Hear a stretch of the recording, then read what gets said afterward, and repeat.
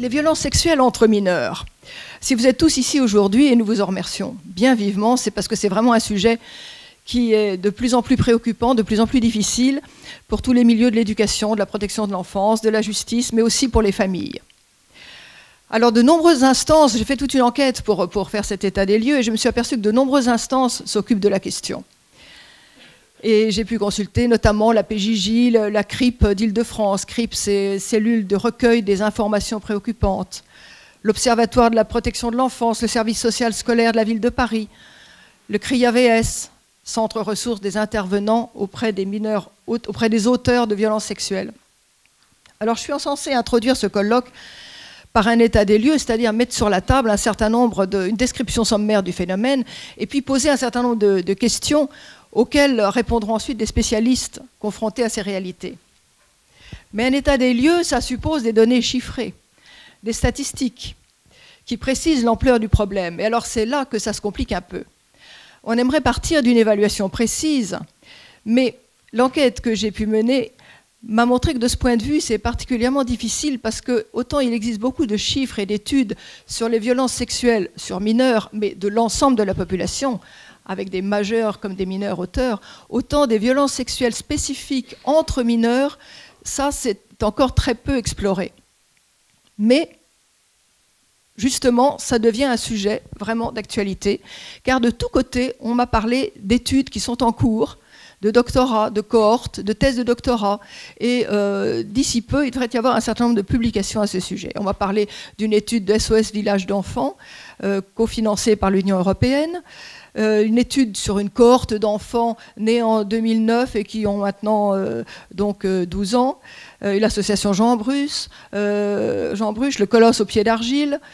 Nous avons parmi nous même 2 doctorants, un qui va parler au moment de la table ronde, Benoît et Jeanne Devez qui est également là également. Et donc nous sommes en plein dans le mille. Alors quelques chiffres quand même.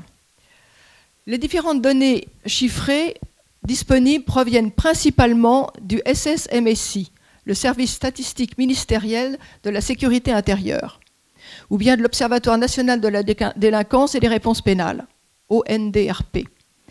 Ces chiffres sont ensuite repris et analysés par le récent rapport du Sénat, le rapport d'information « Prévenir la délinquance des mineurs, éviter la récidive ». Et l'INSEE, l'INED aussi ont repris ces chiffres. Alors peut-on tracer une évolution dans le temps? Est-ce un phénomène nouveau? C'est assez vain de se poser cette question parce que les premières statistiques à peu près fiables datent seulement de 2016. Donc nous avons 5 ans de recul pour voir vraiment de façon très précise des données chiffrées. Et en plus, il faut bien garder en mémoire que ces chiffres ne reflètent que les dépôts de plainte ou les faits dûment signalés aux instances compétentes et transmises par elles. Donc on peut penser que d'un côté, si les dépôts de plainte ne sont pas toujours fondés, d'un autre côté, les violences sexuelles peuvent être commises sans être révélées et comptabilisées. Donc ça donne une indication les chiffres, mais ça n'est pas vraiment très très précis. Alors l'évolution ces 5 dernières années des violences sexuelles par des auteurs mineurs. Alors les mineurs auteurs, il faut savoir qu'on les appelle des MAIX dans le jargon, des mineurs auteurs d'infractions à caractère sexuel. D'après le rapport du Sénat sur la délinquance des mineurs, pour les mineurs mis en cause, l'augmentation entre 2016 et 2021, donc sur 5 ans, pour les violences sexuelles sur mineurs, il y a une augmentation de près de 60%, 59,7%. Et de violences sexuelles sur majeurs, parce que ça paraît étrange, mais ça existe aussi, des mineurs qui s'attaquent aux majeurs, probablement en situation un peu de faiblesse, ou pas beaucoup plus âgés qu'eux, plus 58,3%. Ça représente en 2021 10 232 violences sexuelles sur mineurs recensées, de mineurs sur mineurs, et de mineurs sur majeurs 706, avec une forte aggravation en 2020 et 2021 à cause des confinements. Alors voilà pour l'évolution, la tendance. Et ce qu'on peut noter au passage, c'est que les atteintes aux biens ont supplanté, les atteintes aux personnes ont supplanté les atteintes aux biens dans les statistiques. Et parmi les atteintes aux personnes, les violences sexuelles sont en tête. Alors après avoir vu les mineurs mis en cause pour violences sexuelles parmi les autres infractions commises par les mineurs, voyons un peu la proportion des mineurs auteurs de violences sexuelles, mais tous âges confondus. En 2021, les mineurs mis en cause, c'est-à-dire ceux qui ont fait l'objet d'un dépôt de plainte en 2021 pour les violences sexuelles, représentent, selon le rapport du Sénat, 46% des mises en cause pour violences sexuelles sur mineurs. 46% des violences, donc tous âges confondus, 46% de mineurs sur l'ensemble de ces violences. Et 3,8% de violences sexuelles de mineurs sur majeurs. Or, les mineurs ne représentent que 21% de la population. Donc 46%, 21%. Vous voyez que les mineurs sont donc surreprésentés dans ce type d'infraction. Alors, bien sûr, majoritairement, ce sont des garçons, mais pas seulement. 12 684 garçons et quand même 435 filles. Ces chiffres sont confirmés aussi par d'autres statistiques. Enfance et Jeunesse Info, d'après une enquête du CRIAVS, avance le chiffre de 1 sur 2 mises en cause pour viol sur mineur qui serait un mineur. Et puis toujours en 2021, 50% des situations accompagnées par l'ensemble des 27 centres ressources pour les intervenants auprès de mineurs auteurs de violences sexuelles, les CRIAVS, concernent des mineurs auteurs. Alors ça, c'est pour les mineurs auteurs, les MAX. Côté victimes, là, on a beaucoup plus de difficultés, on n'a pas vraiment de chiffres, parce qu'on a le nombre des victimes, mais on ne fait pas la distinction entre celles qui sont victimes de majeurs ou de mineurs. On sait par contre que 58% des victimes de viols et agressions sexuelles sont mineurs, donc largement plus de la moitié. Et sans surprise, les filles sont nettement surreprésentées. 88% des victimes sont des filles. Alors près de 30% des violences sexuelles ont lieu dans le cadre familial. Mais ceci inclut les violences commises par des adultes sur des enfants, des incestes, aussi bien que les violences conjugales. Donc ça ne nous dit rien sur les violences sexuelles entre mineurs en famille.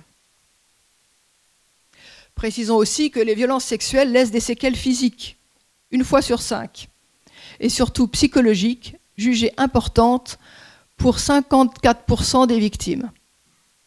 54%, c'est une moyenne, parce que pour les victimes de viol ou tentatives de viol, c'est 72%. Il faut lire le livre Amour mineur aux éditions Métropolis, là, qui est un très beau livre sur la question. Alors maintenant, un peu de définition. Violence sexuelle entre mineurs, de quoi parle-t-on? La définition de l'Office national de la protection de l'enfance est celle-ci. La violence sexuelle est la participation d'un enfant à une activité sexuelle qu'il n'est pas pleinement en mesure de comprendre, à laquelle il ne peut consentir en connaissance de cause, ou pour laquelle il n'est pas préparé du point de vue de son développement, ou encore, quatrièmement, qui transgresse les lois et interdits de la société. Pour les auteurs de moins de 13 ans, on ne parlera pas de violence sexuelle, mais de comportement à caractère sexuel préoccupant.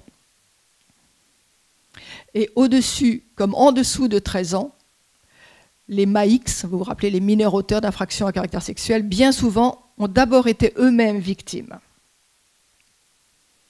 On dit qu'un auteur de violences sexuelles sur 3 a été lui-même victime de violences sexuelles. Mais on dit aussi que 2 victimes sur 3 réussissent à s'en sortir. Et ceci notamment grâce à vous, un certain nombre d'entre vous, et beaucoup d'entre vous dans cette salle qui travaillent justement pour la protection de l'enfance ou la justice ou autres, qui aident justement, qui concourent à réaliser que justement 2 sur 3 s'en sortent. C'est quand même encourageant. L'âge maintenant. Le rapport du Sénat note avec inquiétude que si pour les auteurs de violences sexuelles sur mineurs, les 15-17 ans sont majoritaires, 43,2%, les 13-14 ans et les moins de 13 ans représentent chacun, selon les années, environ un tiers des mises en cause. 13-14 ans, ils sont 30%, 29,6 exactement, les 11-12 ans, 16%, 16,1%, et les moins de 10 ans, quand même, 11,1%. Alors on voit donc que 27% des mineurs auteurs sont encore impubères. Ceci induit que la cause de leur comportement n'est pas l'impuissance à gérer leurs pulsions ou l'expression d'une perversité sexuelle. Il faut chercher ailleurs les causes.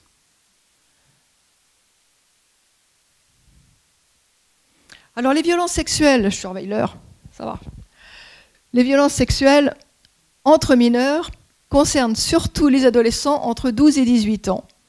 Mais les victimes, comme les auteurs, ou les acteurs, parce que peut-on parler d'auteurs à 3 ou 4 ans, les acteurs sont de plus en plus jeunes et concernent souvent des petits, de 3 à 8 ans.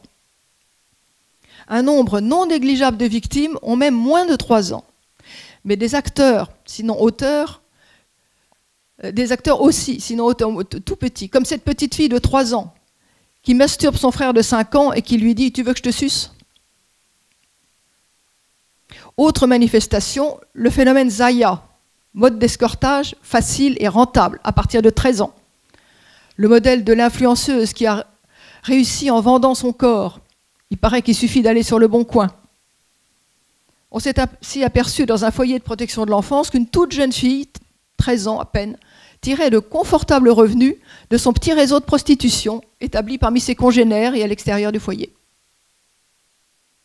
Ce phénomène concerne donc tous les âges, mais aussi tous les milieux sociaux et tous les lieux. Écoles, familles, centres de loisirs, lieux de vacances, bus scolaires. Alors quelques exemples concrets. À l'école, le problème préoccupe beaucoup les parents. Des événements font régulièrement la une des journaux. Depuis le garçonnet qui raconte qu'un camarade a mordu les fesses d'une fillette dans les toilettes d'une école du Gard, ou cette main courante déposée à Paris par les parents d'une fillette de 4 ans déshabillée par des camarades du même âge et pénétrée digitalement, jusqu'à ces attouchements et doigts dans les fesses subis par 3 bambins de 5 ans dans le Lot-et-Garonne tous les lundis à la sortie de la piscine scolaire de la part de leurs camarades du même âge. Fait divers encore, à Bois-Colombes, où une fillette de petite section de maternelle rentre chez elle avec pleine de sang entre les jambes. Un garçon de moyenne section, 5 ans, 4 ans, lui avait enfoncé le doigt dans la culotte et demandé de se taire. À Lyon, 2 garçons de CP ont agressé un 3e de leur classe en obligeant 2 autres camarades à assister à la scène. Les parents de la victime et des 2 témoins ont porté plainte. Sans parler des classiques et plus innocents touche-pipi qui n'inquiétaient pas du tout autrefois, mais qui maintenant éveillent l'attention. Alors, autre pratique, les jeux des cours de récréation. Le nouveau jeu à la mode, je ne sais pas si vous le connaissez, c'est le jeu de l'olive. Le principe de ce jeu est de mettre un doigt dans les fesses de son camarade par-dessus ses habits, en visant l'anus et sans son consentement pour obtenir un effet de surprise. C'est tellement plus drôle. Présenté comme amusant et innocent, c'est bel et bien une forme de harcèlement sexuel.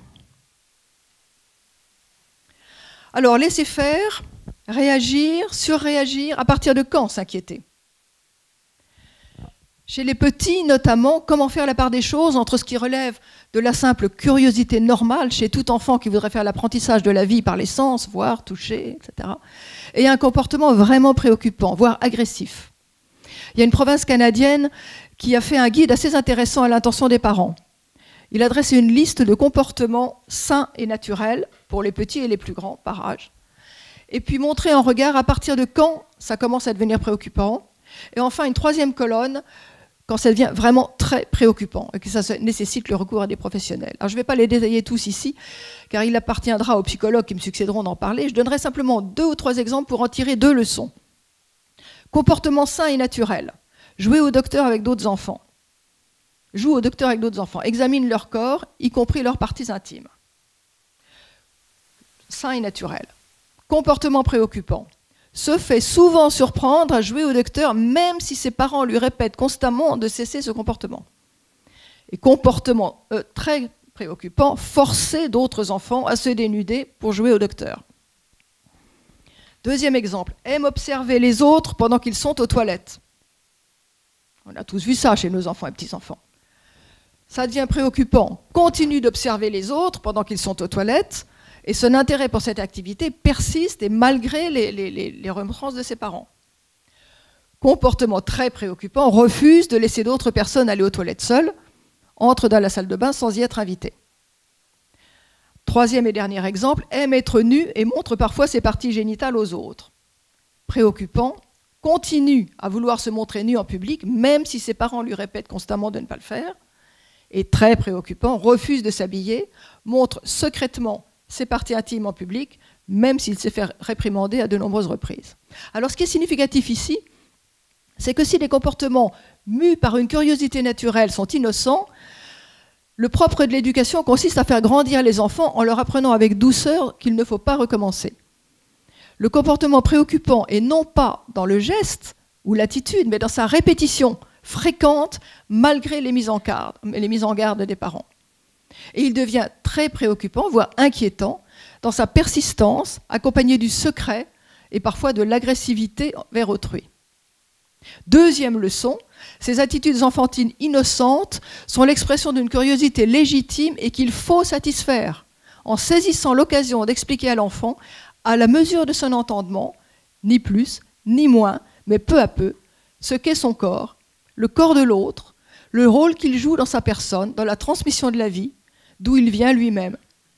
Et cela l'aidera à prendre peu à peu conscience de son identité distincte de l'autre. Nous en reparlerons plus loin, je pense que Louis de Franlieu notamment en parlera. Alors il faut savoir que les premiers qui répondent aux questionnements des enfants seront ceux qui seront crus à long terme. Ça c'est très important. Les premiers qui parlent de ces questions, comme d'autres d'ailleurs qui préoccupent les enfants, sont ceux qui finalement auront raison. Si c'est la cour de récréation qui parle en premier, les parents auront beau essayer de passer par derrière, il sera très difficile de revenir en arrière. Il faut que les parents soient les premiers à en parler. Ce sera un petit peu un rempart contre toutes les influences à venir. Alors que faire, à qui s'adresser, comment trier, ça ce sera l'objet de la table ronde tout à l'heure. Qu'est-ce qui déclenche le signalement, etc. Bon. Alors, rechercher un peu les causes. Petit état de lieu sur le contexte maintenant. Le terreau qui peut favoriser, expliquer. On ne peut pas remédier, guérir ou prévenir sans rechercher les causes. Elles peuvent être d'ordre personnel, familial ou bien sociétal, et le plus souvent un mélange de l'ensemble. Ces causes et ce contexte, malheureusement favorables, seront affinées tout au long de l'après-midi. Je me bornerai ici à poser quelques questions, à lancer quelques pistes qui seront largement développées ou contestées ou reprises plus tard. Alors rapidement, j'évoque quelques points. On peut se demander si l'enfance n'est pas soumise à une hypersexualisation. Il n'est plus rare de voir les fillettes de 12-13 ans s'habillant comme des prostituées. C'est ce qui ressort de beaucoup de dossiers de mise en cause. On oublie que les enfants ne sont pas des adultes miniatures. Contrairement à ce que pourrait le laisser croire, par exemple, une affiche qui a fait beaucoup parler d'elle, savoir que j'ai le droit de jouer dans la cour de récré, c'est bien, savoir que j'ai le droit d'avoir plusieurs amoureuses aussi. Ça n'est pas innocent. À cela s'ajoutent certains supports malencontreusement fournis par l'Éducation nationale pour la maternelle. Je cite, les chatouilles, tous à poil. Les recommandations de l'OMS pour les droits sexuels et reproductifs dès l'âge de 6 ans. On peut se demander, voilà, on peut réfléchir à la question. Le manque de pudeur qui ne laisse aucune place à l'intimité, la pudeur, ce mot vieillot qui fait peur. C'est pourtant le juste équilibre entre le corps à l'étalage, marchandisé et consommé, et le corps honteux, dissimulé et réservé à une possession masculine dominatrice. C'est un juste milieu, une vraie notion du corps. Il est temps de comprendre le corps comme une partie intrinsèque de la personne humaine, corps, cœur et esprit. C'est le thème de la dernière conférence. Le corps permettant l'expression d'un sentiment et le moyen d'une volonté. Autre chose, la pornographie. Il leur sera largement reparlé cet après-midi. Le modèle familial, il est évident que des comportements sexuels chez les petits comme chez les grands ne proviennent pas d'eux-mêmes. Ils essaient de reproduire ce qu'ils ont vu, voire subi, et cela parfois dans leur famille. Les écrans et les réseaux sociaux. On pense bien sûr aux cours de récréation, mais il y a aussi les bus scolaires, lieux de partage d'écrans bien souvent insoupçonnés des parents. Et il est trop facile, même si c'est vrai, de se défausser de sa propre responsabilité de parent en accusant les GAFAM. Or, quel est le plus difficile pour moi, parent? Obtenir des GAFAM un contrôle total, un de plus, sur le contenu des réseaux sociaux, ou bien tout simplement ne pas donner de smartphone à mon enfant? On se rassure en donnant un portable à son enfant pour ne jamais perdre sa trace, préférant le livrer ainsi les yeux fermés aux prédateurs du net. Fausse sécurité. Le smartphone tue. Alors, c'est une question difficile. Il y a une réflexion à mener, je ne dis pas que c'est simple. Enfin, phénomène important, la confusion des genres et des générations. Cette douloureuse question des violences sexuelles entre mineurs ne nous amène-t-elle pas aussi à nous poser la difficulté des enfants et des adolescents à simplement trouver leur juste place par rapport à eux-mêmes, aux autres et au monde. Il faudra s'interroger sur les effets du climat de confusion des genres et des générations. L'interdit immémorial de l'inceste a pour but de préserver le système d'appartenance généalogique sur laquelle l'enfant construit son identité. Le magistrat Denis Salas parle de l'inceste comme d'un crime généalogique. Et le psychiatre et psychanalyste Claude Ballier qualifie l'inceste de meurtre d'identité, car il détruit le sentiment d'identité des victimes. Or, on parle aujourd'hui d'un Français sur 10 qui serait victime d'inceste. On croit rêver. Il faut savoir qu'à côté du viol ou de l'agression sexuelle, l'inceste se manifeste aussi par un maternage pathologique. Le rôle de la mère.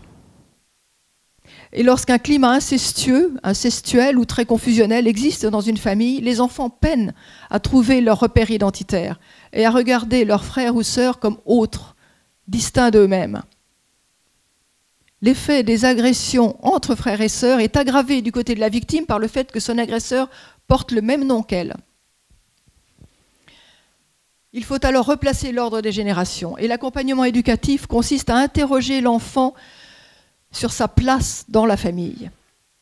Alors quelques pratiques révélant cette confusion des places peuvent être par exemple des lits interchangeables entre les enfants, des chambres jamais fermées, des échanges fréquents de vêtements mère-fille ou de souliers mère-fils.